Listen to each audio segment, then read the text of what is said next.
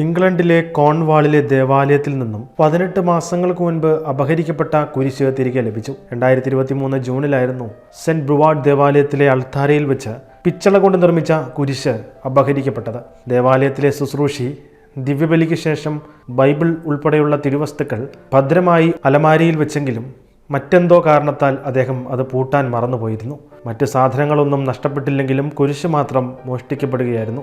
ആ കുരിശ് ഇനി തിരികെ ലഭിക്കില്ല എന്ന് ഇടവക വികാരിയും വിശ്വാസികളും ചിന്തിച്ചെങ്കിലും ഒടുവിൽ സംഭവിച്ചത് മറ്റൊന്നായിരുന്നു. കഴിഞ്ഞ കുറച്ച് ദിവസങ്ങൾക്ക് മുൻപ് ദേവാലയത്തിൽ ഒരു മൃതസംസ്കാര ശുശ്രൂഷ നടക്കവെയായിരുന്നു ആ കുരിശ് ദേവാലയ ശുശ്രൂഷി വീണ്ടും കണ്ടെത്തുന്നത്. ഒരു ക്യാബിൻ തുറക്കാൻ ശ്രമിച്ച ശുശ്രൂഷയ്ക്ക് അതിന് സാധിച്ചില്ല.